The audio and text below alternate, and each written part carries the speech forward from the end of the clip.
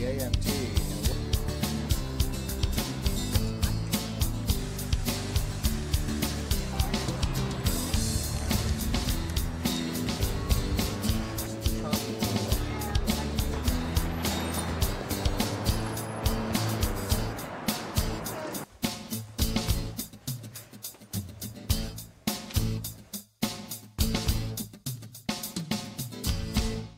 Welcome to Brian Lehrer Live, where web video meets the issues. Tonight, John McCain comes to Rudy's front yard to challenge him in the New York primary.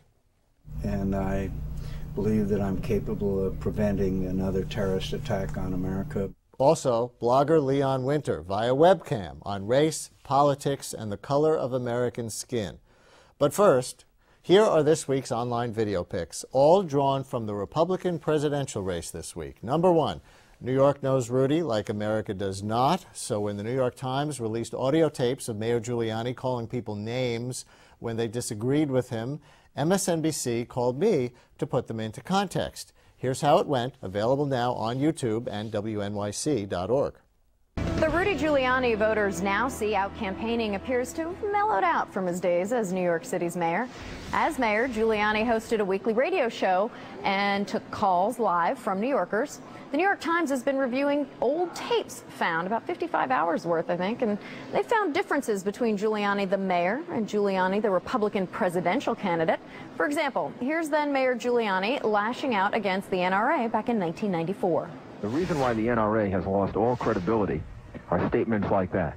People do not need assault weapons in order to defend themselves. But it really is absolutely astounding that the NRA continues to have influences in areas in which they make no sense at all.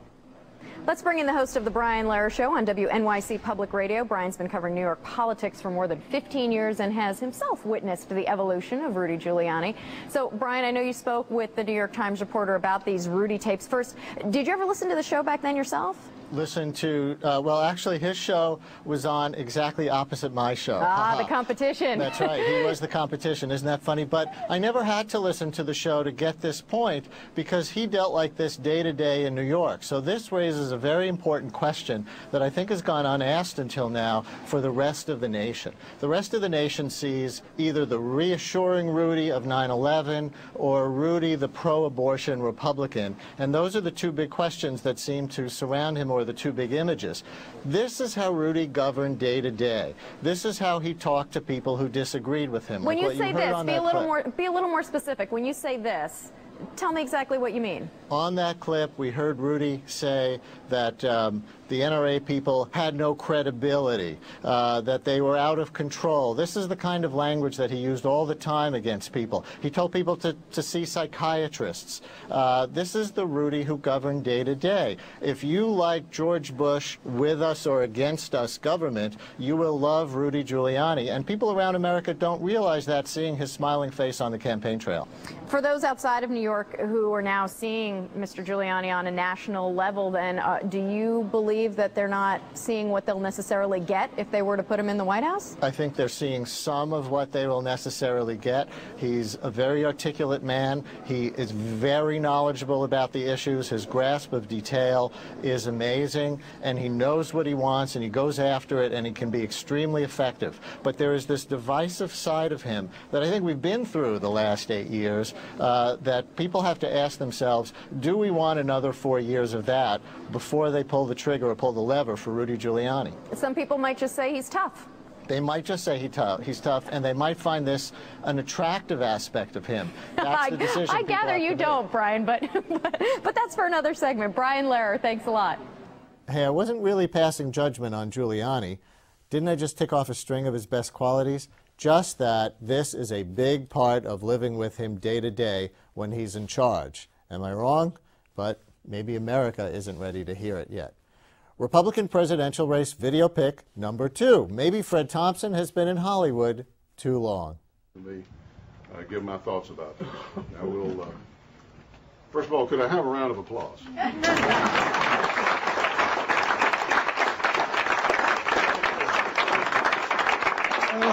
Well, I have to drag that out of you, but now that we have, let's talk about what you want to talk about. Anybody got an answer? In Hollywood too long, or Perhaps he needs a better act. Republican presidential video pick number 3. Gay Republicans for Giuliani. At least I think they're for him. Imagine how this ad would play in South Carolina.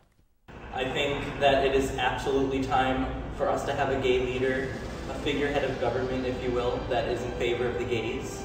If Rudy Giuliani were here right now, I would just want to take his hand and thank him for supporting civil unions, because without that, I wouldn't have a domestic partner right now. I am also so grateful for Rudy for the domestic partnership plan that he has implemented in this city, because I have had no less than 5 domestic partners. I would be hard-pressed to think of any conservative politician who embraces the gay community like Giuliani does.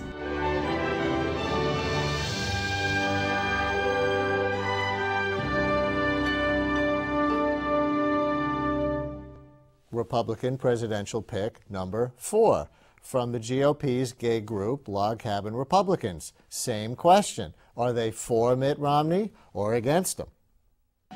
For years, he's fought conservatives and religious extremists. Mitt Romney. I believe that abortion should be safe and legal in this country.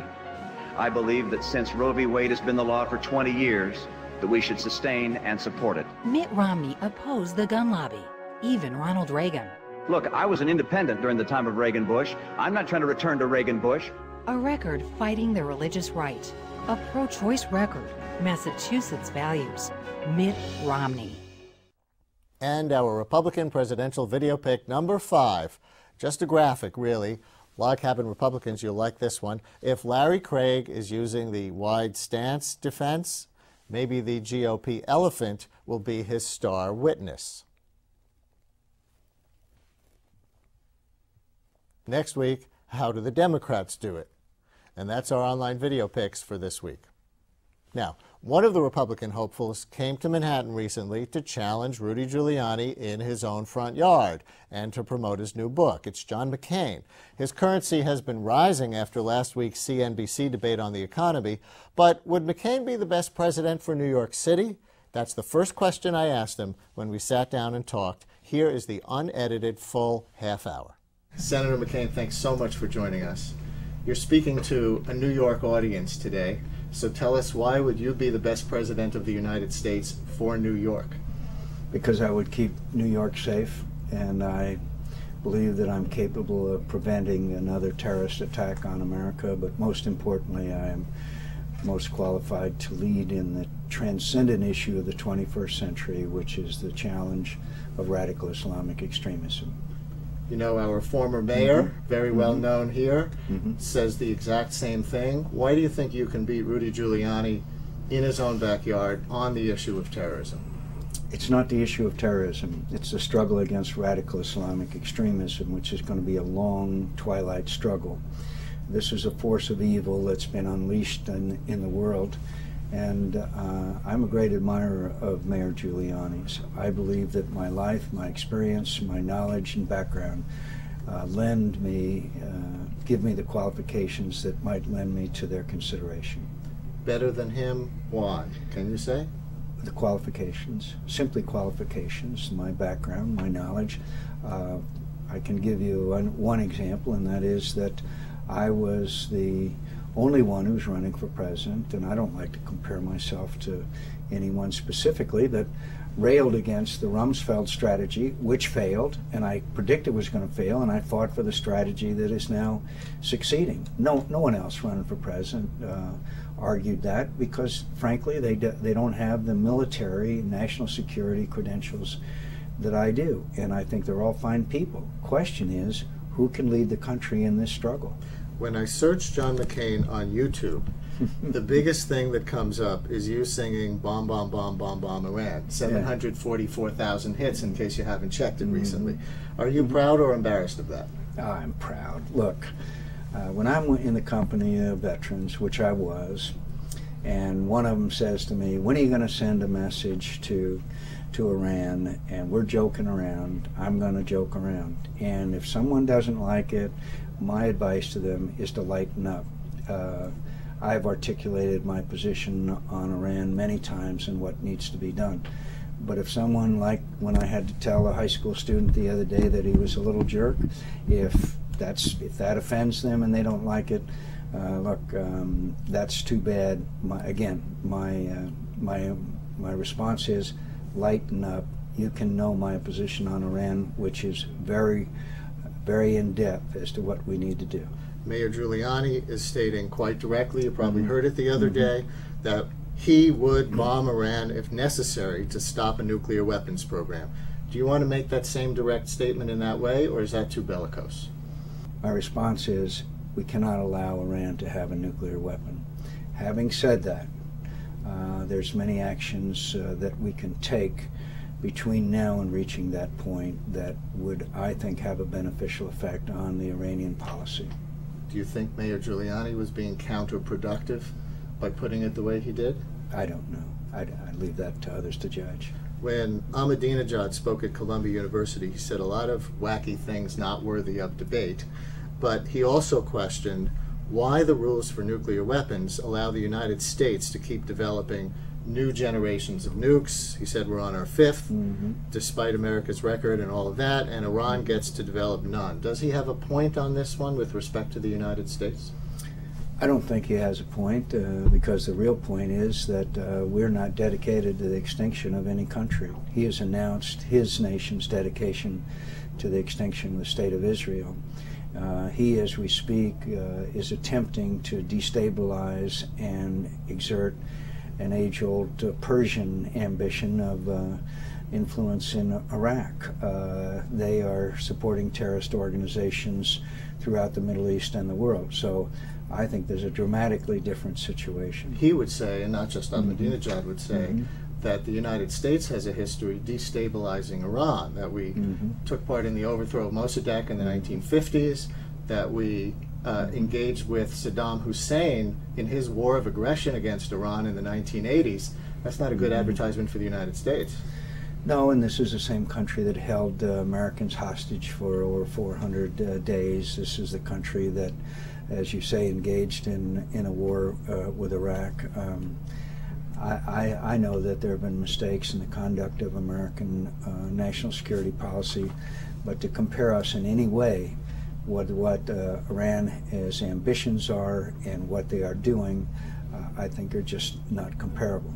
Your book explores the making of important historic decisions in war and peace, in business, in literature. Let's go down some of them. You include Ronald Reagan and Mikhail Gorbachev's decision to make their historic nuclear treaty. What's important there? The importance is that at one point, Ronald Reagan was offered a deal by Gorbachev that seemed like a very good deal, a dramatic dismantling of both of the nuclear inventories in return for giving up of the Strategic Defense Initiative. Every advisor of Ronald Reagan said, take the deal. He said no. It turned out to be one of the wisest decisions that he made, because Gorbachev then believed that there's no way that his military buildup could ever overcome ours. It was a historic decision and a very hard call. How does that inform what kind of president you might be? Do you imagine yourself in a similar potential breakthrough with any world leader? Absolutely. And I believe that that one of my first priorities would be the Israeli-Palestinian peace process. We'll probably discuss, and when you know, well known my views on the war in Iraq, but I don't think there's ever going to be genuine peace in the Middle East until we have a Palestinian-Israeli peace settlement that's enforceable and fair. So what has to change to get to yes on that? So many people have tried. I think maybe because of the disarray and the difficulties in the Middle East today, that may create an environment that could lead to a settlement. I would find the smartest people I know to go over there. I would tell everybody that it's America's really a national security priority, and I think that that we would have a chance to succeed. And even if we didn't, you've got to stay at it. Sooner or later, all things in the Northern Ireland peace process finally bore fruit after, and there were times when I promise you I didn't think they would ever settle. But that would be the United States as an honest broker in somebody else's dispute. Can you see any parallel to what Reagan did? And he got criticized from the right when he made that deal with Gorbachev. Obviously, you can't come to this kind of negotiated agreement with Al-Qaeda. So is there anything else that could be a parallel in today's world?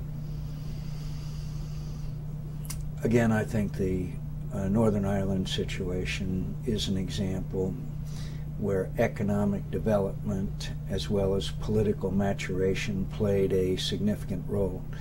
15 years ago, I was in Belfast and there was 90% unemployment and people were killing each other regularly. And now we see about 90% employment. I think Bosnia is an example where we came in, stopped genocide with sufficient force, and now the parties are at least moving forward at a snail's pace, but towards political reconciliation.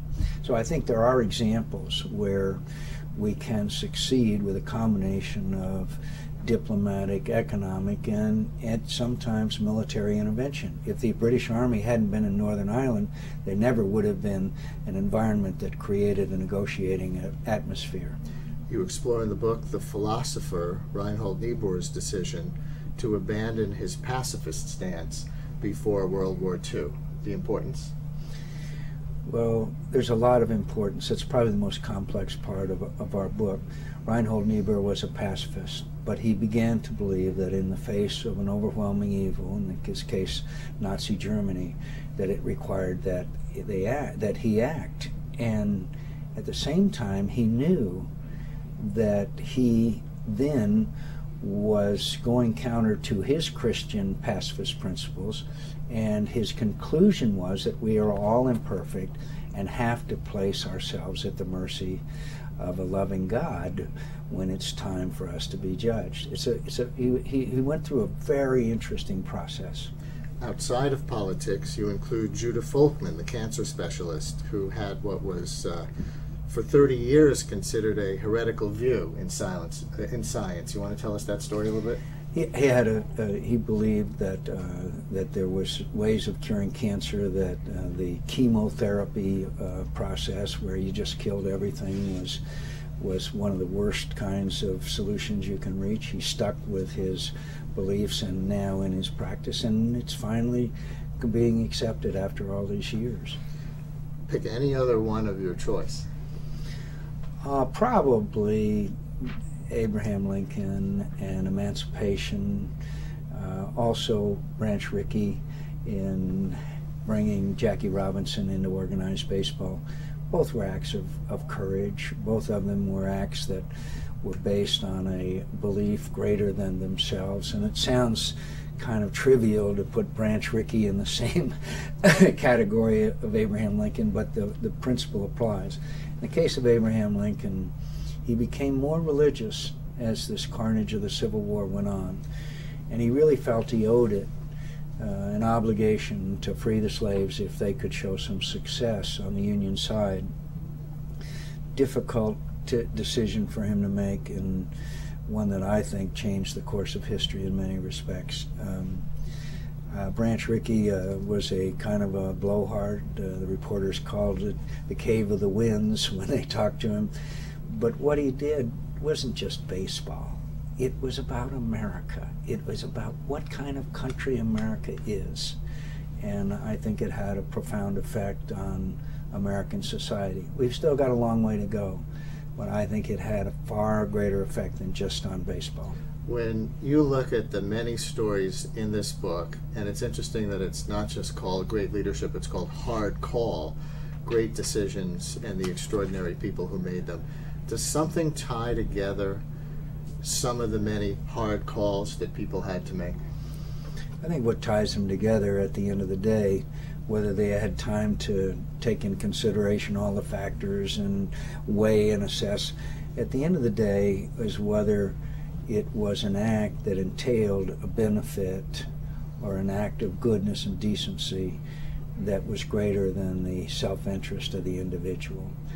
And it is my belief, and it's been my theme in this book and others, that to serve a cause greater than yourself is the noblest of all pursuits, and frankly, it's the most rewarding.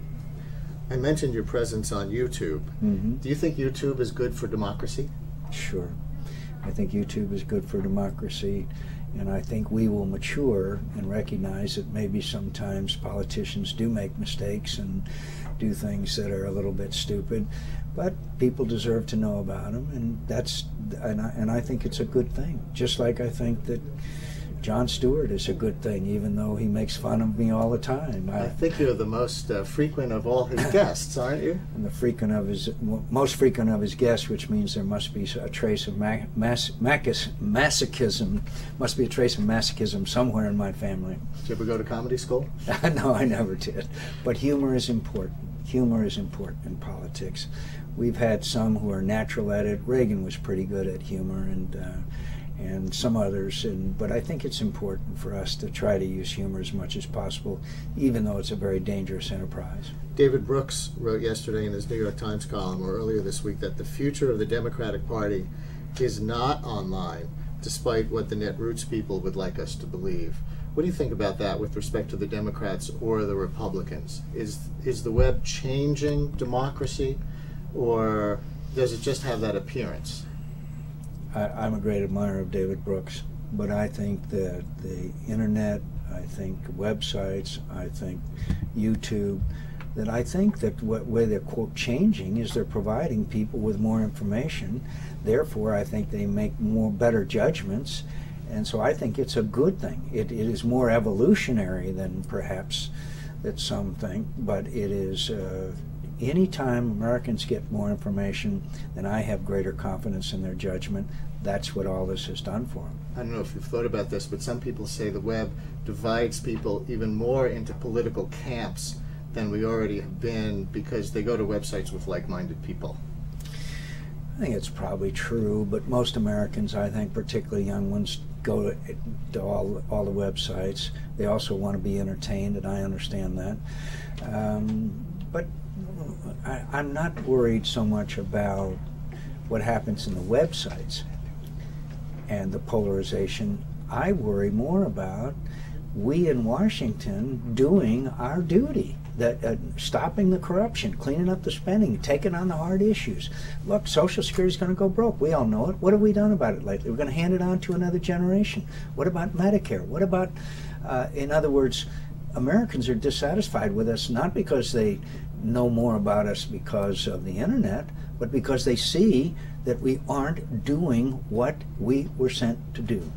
You've been active in media policy in the Congress. Do you have a position on net neutrality?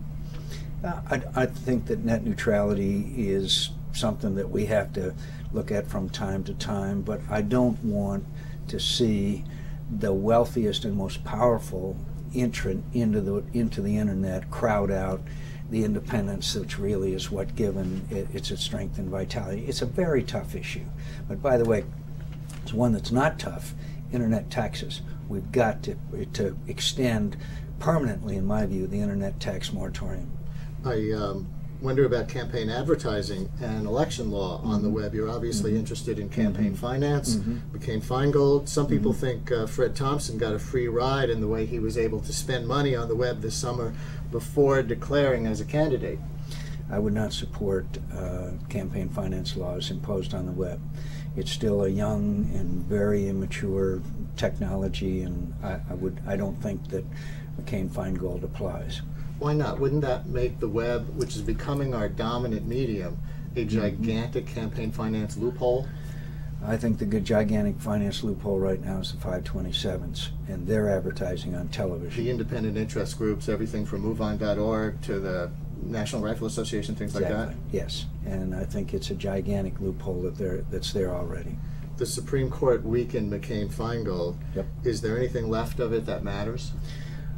They only weakened one part of it. I think you're going to see a lot more, quote, issue ads as the election nears. But the major achievement of that law was to stop the soft money, which we know corrupted Washington. We have former members of Congress in federal prison.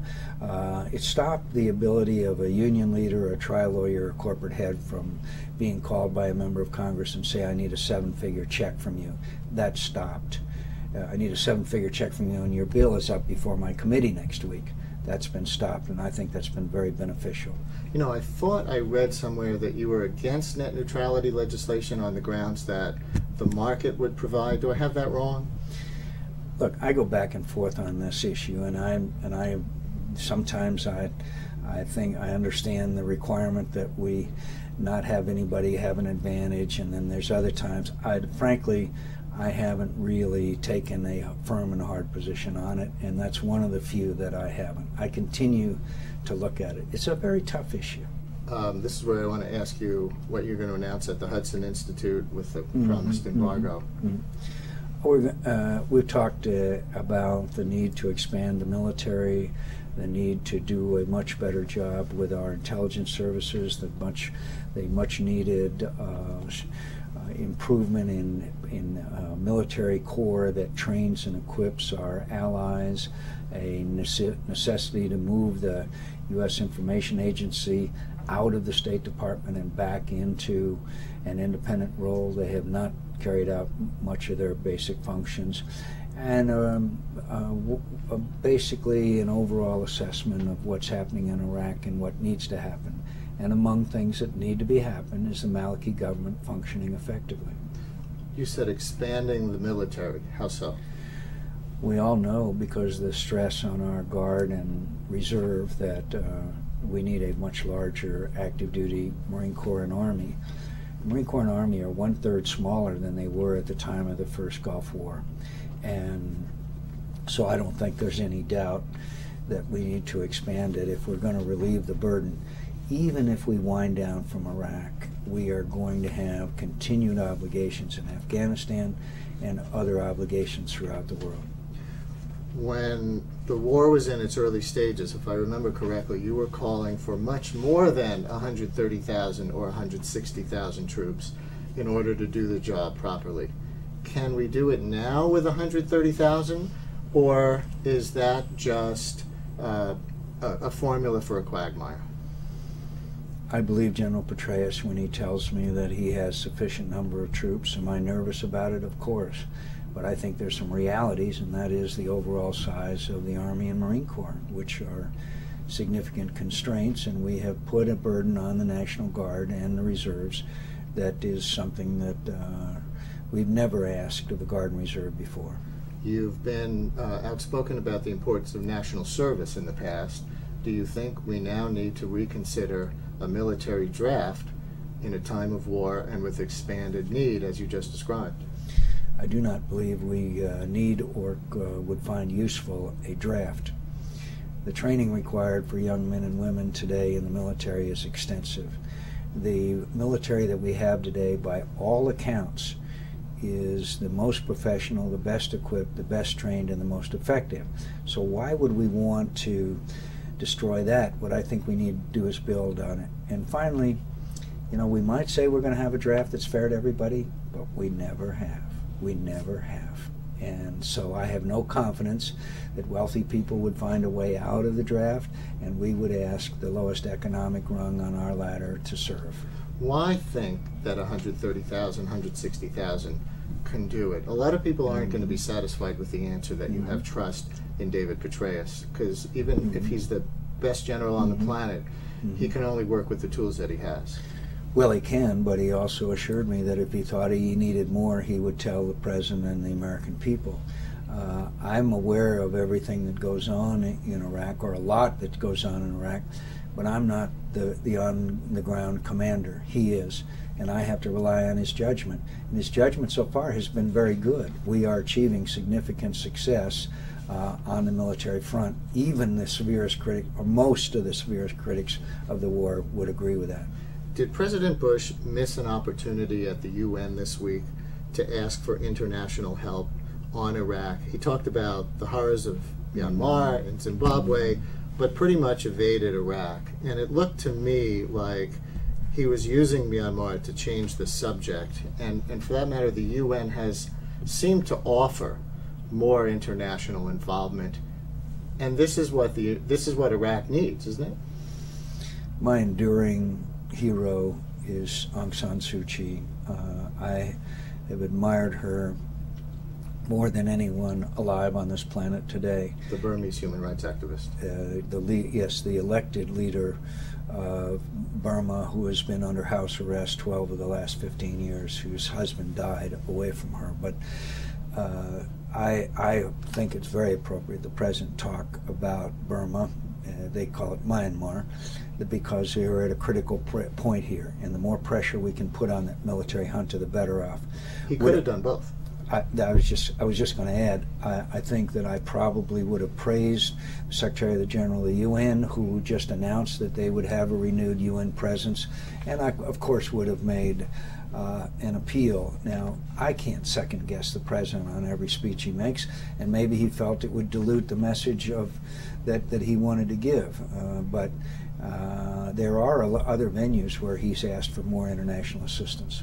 Make that appeal. How would you have made it? My friends, we are beginning to succeed in Iraq. Here are the consequences of failure. Listen to the president of Iran, who recently said, when the U.S. leaves Iraq, there will be a void and we will fill it.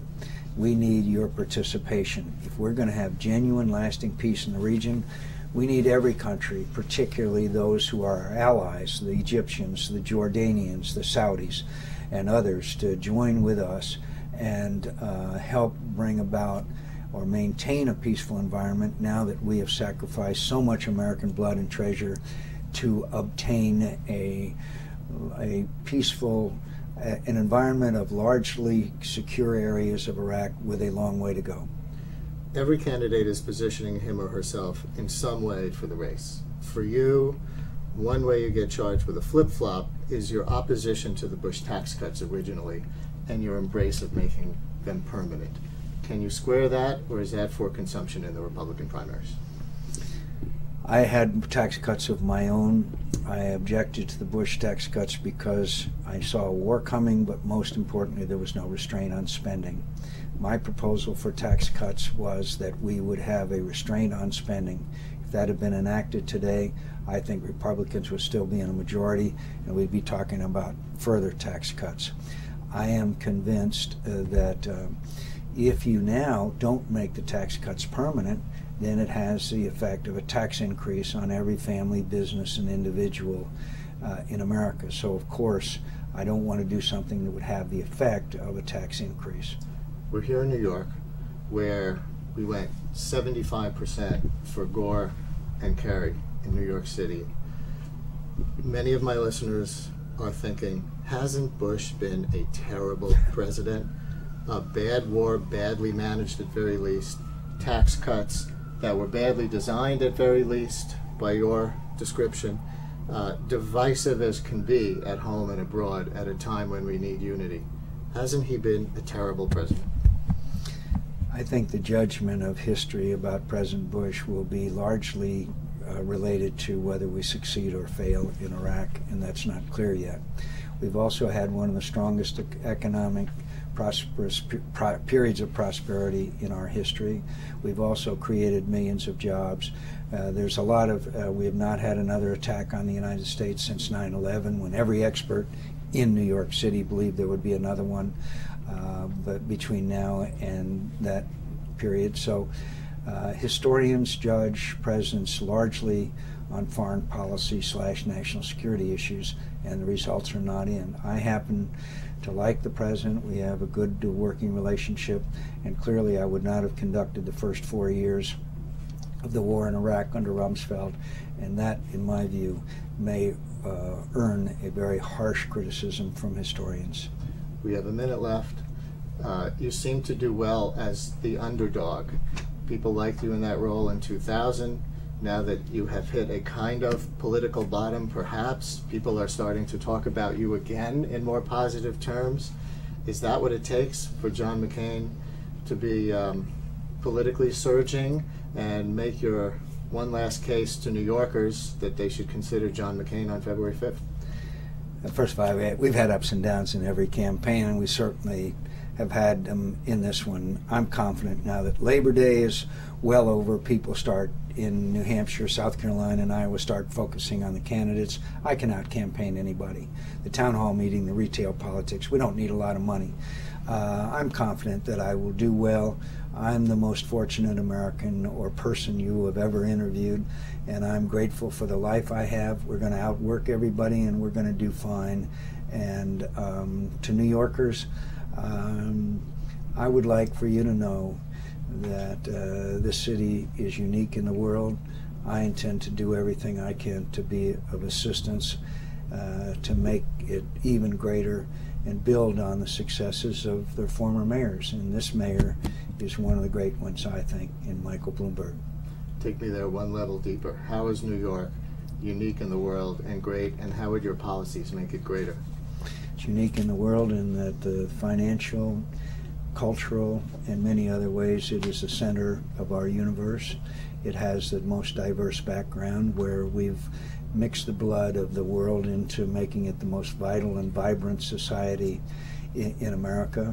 It has an incredible impact on the world in every possible way, whether it be art or whether it be finances or whether it be culture. And the people of New York are the most sophisticated and cosmopolitan.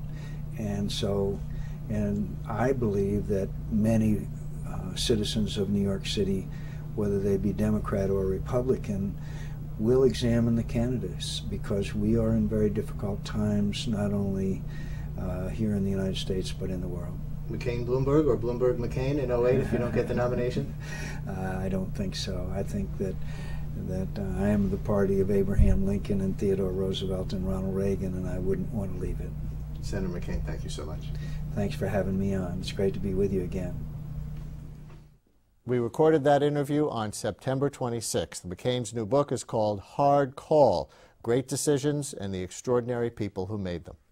Coming up in a minute, New York blogger Leon Wynter via webcam on race, politics, and the color of American skin. This is Brian Lehrer Live. Ladies and gents, we're about to lay some CUNY TV on you. Get ready for City Talk, study with the best, Nueva York and all the rest. Hey, like Canapé, and you'll want to stay for art or something like it. Hip hooray, urban agenda, yeah, Brian Lehrer Live. Italics for my paisanos on Channel 75. Whoa, swinging guys and swinging chicks. City Cinematheque has great foreign flicks. Lifelong learning for you and me. CUNY Television, it's diversity. Ring-a-ding-ding, yeah.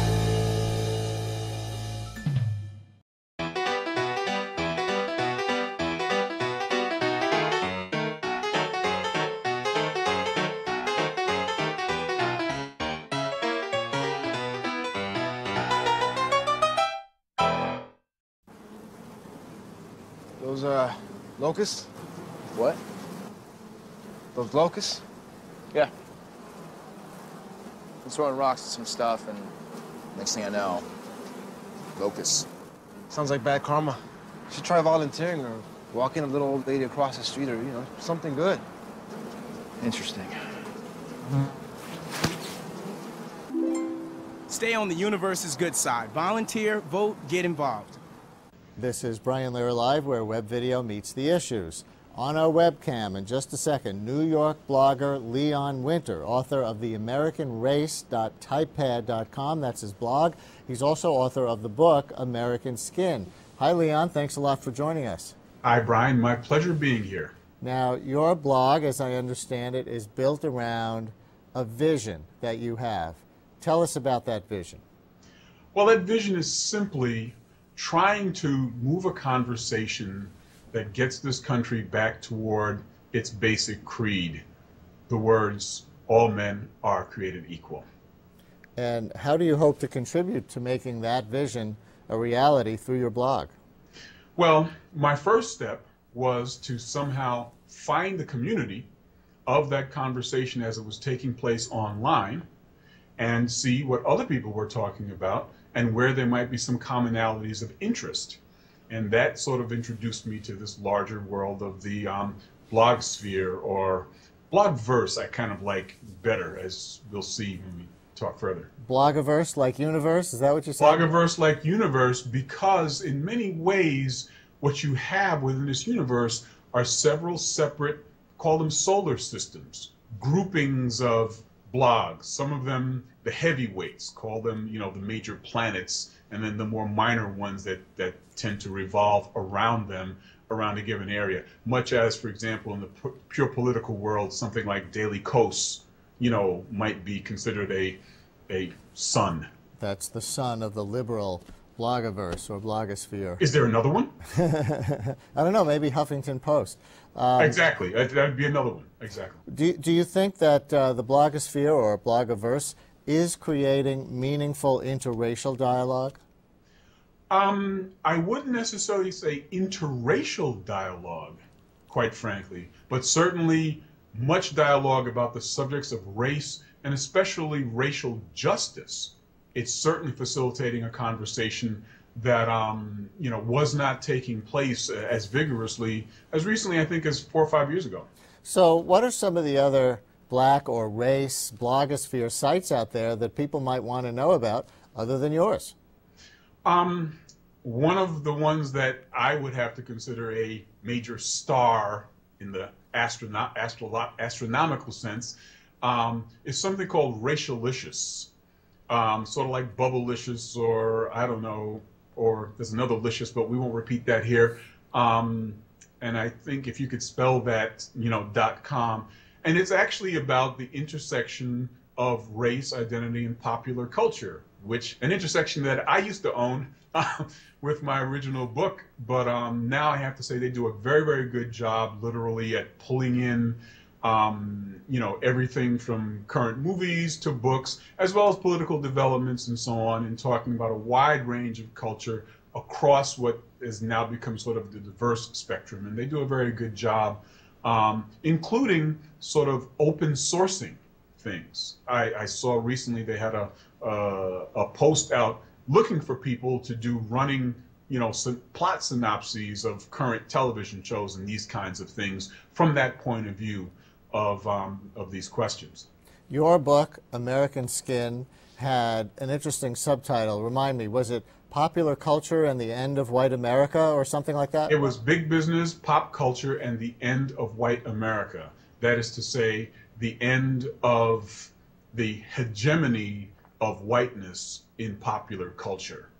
You know, in retrospect, how many years later, obviously white people haven't disappeared, and nor has their hegemony entirely disappeared, but certainly it has, you know, greatly diminished. And in some ways, the very rise of this kind of a discussion, you know, online in the blogosphere, you know, represents that. The technology, since the time I wrote that book, the book came out in 2002,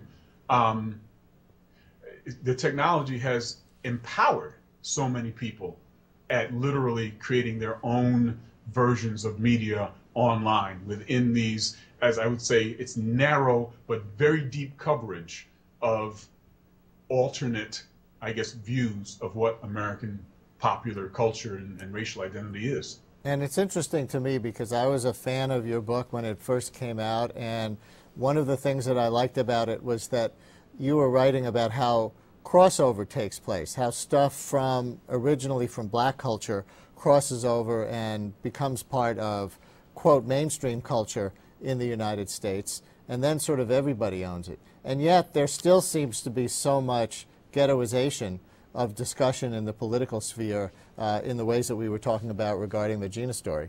Well, indeed, you know, as I was saying, this corner of the blogiverse, if you will, is long on conversations about racial justice, or in general what we've called identity politics. It is not necessarily as long or as concerned with racial reconciliation, to come back to, you know, your point. It is much more about sort of advancing and continuing to flesh out this conversation about alternative identities to whiteness, as opposed to saying, let's figure out how to actually bridge these gaps. So even a lot of the bloggers who are in fact white, but they're really not so much talking about this merger that I was, well, proposing anyway, or theorizing about in my book, but rather they are focusing on the well-known and important issues of racial justice or injustice and disparity, and also mixing in issues of feminism and sexism and even homophobia, which has a way, in my mind, of somewhat diluting the point, because it's just sort of advancing, you know, the multiple but distinct identities as opposed to merging one. Yeah. You're also out on your blog as a practicing Christian, and I see that your site has a plea for racial reconciliation in Christian America. What's at the heart of that? Well, it's fascinating to me because right now I think we're facing a tidal shift in essentially who owns what Christ actually said he came here to do. You have any number of progressive Christian organizations and increasingly politically active on the progressive side who are basically saying, you know, the disproportionate focus on anti-abortion, anti-gay marriage aspects of Christianity have overshadowed Jesus's basic plea, which says, if you do nothing else, love one another. So can you make that a reality? I mean, people say that Sunday morning is the most segregated time in America. That remains true, although I can only speak, and maybe eventually I'll start representing the church that I attend, the New Life Fellowship, which is in Queens. When visitors come there, they say, my God, this is what heaven's going to look like, because it has got to be the most diverse, and in the best sense of that word, you know, congregation that you could find in New York City. It's just so emblematic of everything that Queens, of which I'm now a proud resident, is about. And it's not alone in that sense. And I think you're going to see even more of this being represented both within, if you will, the new movement Christianity, which is also heavily aligned with issues of social justice. I think you're going to be seeing more of that. And I believe that something of that spirit, without necessarily evangelizing per se, is to say that there is common ground between this aspect of Christianity and the larger case for racial reconciliation in this country. What does it mean to you to be an outspoken progressive Christian when so much of public political Christianity seems to be owned by the reactionary right? Well, it actually feels very good, because I love an opportunity to represent my faith as consistent with progressive values. And at the same time, quite frankly, we see the political implosion underway. James Dobson of Focus on the Family, you know, recently threatening to take his marbles and go home if the Republicans nominate Rudy Giuliani or somebody like that. I can only smile. I mean, all I can say that in my household, we wake up in the morning actually listening to a few broadcast televangelists whose message and whose spirit we really like. And then at a certain point when Mr. Dobson's programs come on, we switch to NPR. I won't take it personally. No, I will take it personally. But to Morning Edition, we always watch. We always listen to you after that. Well, I do anyway. Maybe it says something about the state of things if black New Yorkers consider it a sign of progress that Rudy Giuliani might get the presidential nomination. I think so. The Republicans' debate on CNBC last week, Rudy Giuliani and all the others, was an economics debate primarily. And another thing about you is that you were a columnist on race and money at the Wall Street Journal. Did you see any interesting aspects of that debate on the economic side?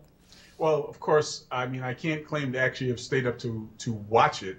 But as I've heard the breakdowns of the discussions afterwards, I mean, pretty much they are sticking to their scripts. As was written recently by a columnist in the New York Times, no Republican can afford to dissent from the orthodoxy, for example, of cutting taxes in order to increase government revenues, even though, as was pointed out, basically that has never worked. I mean, it can work in theory, but in practice it has not. If only until the actual Republican nomination is decided, I find it fascinating to see just how deep a hole the eventual nominee is going to have to dig themselves into in terms of clinging to the orthodoxy and not trying to change the script, and then see how, in fact, they will be able to, I don't know, move left, or whether they're going to even bother to move left in order to try to win the presidency itself. You know what I was thinking after that debate? The next morning, the Daily News gave Fred Thompson a, quote, gentleman's B for his lackluster performance. But a gentleman's B is not so bad. And I was thinking, gee, if Barack Obama had burst on the scene with a performance that was that lackluster and passionless, would he have been eligible for a gentleman's B? Well, you know how it goes. You still, even when you're Barack Obama, you still have to be, I don't know if it's quite twice as good. But again, because he's somebody who comes with such a huge amount of hype, he has to deliver every single time he opens his mouth. Fred Thompson, you know, he does get that pass. But again, I think in the year that we are about to experience as far as politics, it is going to be a watershed in that case. Because at the end of the day, I don't care who it is that comes out of that box, they're going to be looking so much like last decade's news. So much like, wait a minute, where have we been for the last 27 years since Ronald Reagan got elected? Which is, again, why the Obama candidacy still, even though Hillary appears to be pulling away, the Obama candidacy, especially with the money it has, will not go away because he looks so different. I mean, it's one thing to see Hillary Clinton going toe-to-toe with Fred Thompson or Rudy Giuliani, and we already know, we've seen that show, basically. But seeing him standing up, seeing Obama standing up against any one of these guys is going to be like night and day, because they literally will not have any effective talking points. They don't have that ammunition, and they're going to be right up against this question of, do we continue to pander to, patronize, however you want to call it, our basically Southern white male base in the face of an Obama, or do we try to break out? So do you have the American skin? I'm continuing to try. You know, skin is actually the largest organ that we have. So frankly, I'm still trying to develop it. I still stand by my hope, the hope that I expressed at the very end of that book that said this watershed in popular culture was going to be the beginning of a watershed in our actual social body. For all kinds of reasons we don't have to get into now, it hasn't fully transpired that way. Take, you know, the Imus meltdown as a perfect example of how the mainstreaming of black popular culture can quickly devolve into a common denominator that, you know, works against the kind of change that I would like to see. But I'm hoping, and I'm hoping to use my blog to develop new ideas, again incorporating both the actual Christian faith, but also the secular faith.